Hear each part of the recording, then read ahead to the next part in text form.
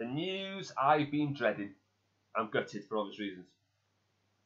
Scott Mctominay is no longer a Man United player. He's gone to pastures new, i.e. to Napoli, in a fee in the region of £25.4 million, where he'll probably get an advance in his wages, and not the pittance he was on at United. He'll be under the tutorship of Don Antonio Conte. The last time Conte managed a team in Serie A was Inter Milan, when he won the Scudetto, that's what it's called over there, for the first time in 11 years. And who was the first person before Conte to achieve that feat? None other than the Portuguese purists, the special ones, called Mourinho in a derogatory term that you so wish. And Mctominay will also be playing Champions League football as well. I'll tell you this, and I'll tell you no more so, Will, as Jim McDonald once said. Scott McTominay will win the league long before we do again. We are not going to win the league under that bald-headed bastard, the bold fraud, as was, Ten Hag. McTominay is going to be a massive, massive miss. Ten Hag has now just wrote his own death warrant by getting rid of McTominay. He will not last the season. He's wrote his own death warrant, metaphorically speaking. He is in deep, deep trouble because there's no McTominay anymore to save his bacon. And I remember when Arsenal fans were happy when they got rid of Granit Xhaka. Granit Xhaka made a gesture towards the Arsenal fans.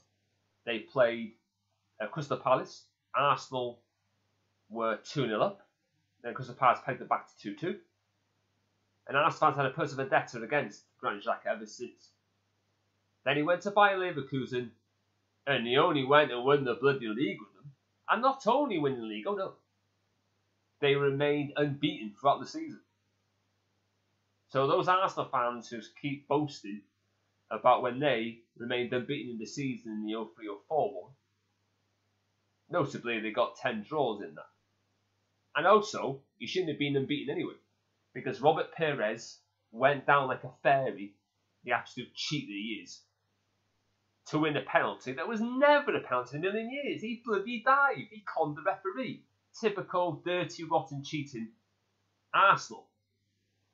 Things haven't changed, have they? So Granit Xhaka, he who laughs longest. He had the last laugh. And Arsenal haven't won a league title since 2004. So Granit Xhaka, well done. You owned those Arsenal fans who gave you a difficult time. And these far top reds on YouTube, top red paddock, and a plastic stand to be exact. I'll get to you a lot later. You do well to remember the reason that Ten Hag's in a job is because of Scott McTominay. And for him to go was a disgrace. You know, he came off the bench against Brentford, scored 2 goals in what was christened Fergie time, when Alex Ferguson was the manager of Man United. 2 great finishes by McTominay, by the way. If he doesn't score those 2 goals on Monday morning, because it was international break after the Brentford game, he'd have been down the job centre, queuing up, looking for his next job. McTominay saved his bacon and saved his skin. McTominay scored 11 goals for Man United last season. We're missing a gaping gap in that midfield. Now that McTominay's gone, nothing will change, by the way. The far Torres on YouTube were celebrating as though tomorrow when Fellaini left. They said it was a jinx, a Jonah, the reason why I won the league title. And how many league titles have you won since Fellaini left? A big fat 0. And the same will apply with McTominay as well. You know, McTominay was covered in quality. He had that sprinkle of stardust we're going to miss him badly. It's going to have a detrimental effect on our midfield. You can give Ten Hag the Barcelona team that Pep had, and he still wouldn't win the league with us. It's just not going to happen. And I can't stand Ten Hag. And I always backed Mctominay. I was the only person, hands down period, to defend Mctominay. I've always been a fan of his. I've never criticised him. I've always defended him to the hilt. I did say one day he'll be captain of Man United, and I was so happy and proud as coach, as a Mctominay back from day one, the people's champion. He always delivered to his public like me, the back every single week. He exceeded very well, and he kept it up. So I am gutted on a personal level. I know that, you don't get players who stay at one club anymore, and, Mctominay can leave with his head held high and win the League Cup and FA Cup. But Mctominay still had a lot more to offer. He never stayed on the same level. He got better and better and better. And you got the Paul Pogba weirdos out there. They hated Mctominay because Mctominay, they felt, was used as punishment with Paul Pogba. Because Paul Pogba was kicked to the curb, and Mourinho wanted Mctominay to replace him. And the Paul Pogba fan boys and girls threw a strop, and they hated Mctominay ever since. Only because they've never in their lives been told how important they are. They probably weren't loved as a child. They were probably disowned by their parents or something like that. They've never had anybody say, I back you to the hill, I'll always back you, I'll always have your back, and I'll always defend you against the haters. They never had that. These Spartans on YouTube. They just haven't. So I'm gutted Mctominay's going. He should have been given a new contract. There's loads of players who went before him. And the reason we haven't won the league title is because of his far top reds. I'd rather Josh King than Cavani, like Brent Goldby-Sander, whatever you call himself these days. And I know all about your antics, by the way. And I know one of your employees, as was, who I don't think works for you now, created a fake account, the chair account to be exact, and I know it was your mate who did it, to stalk Terry from the football terrace. I know all about that, by the way, because I remember it. I remember it quite clearly, because I've got your card marked, Brett, which is your real name, by the way. You're not a Man United fan, you're a Forest fan, and you know you are. You pretended you were at Hillsborough when you were never there.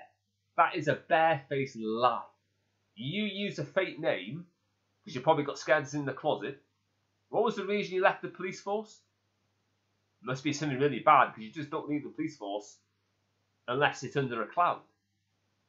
That guy's been a troublemaker ever since the Top Red Paddock have made him. He's caused so many trouble over the years. So did the other channel. 6.5 dozen of them. They're both bad as each other. They both pitted Man United player for two Man United players. They hated Mctominay. They wanted Mason Greenwood, who tried to rape his own girlfriend. Thankfully, he didn't succeed in that, but he did hurt her. They wanted Greenwood to stay. They never criticised him. Brent Goldby-Sander, you know that you wanted him to stay. And I know because I've seen all the tweets. And I know that that fat guy of Top Red Paddock had a go at Benjamin Mendy when he wasn't found guilty or not guilty in the court of law.